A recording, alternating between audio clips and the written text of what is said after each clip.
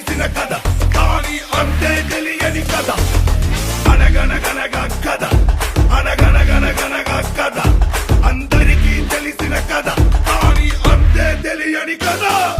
నమ్మేవాడిని అమ్మేయడం ముక్కేవాడిని తొక్కేయడం దొరికేవాడిని దోచెయ్యడం తల వచ్చేవాడిని ముంచెయ్యడం యుగాల నుండి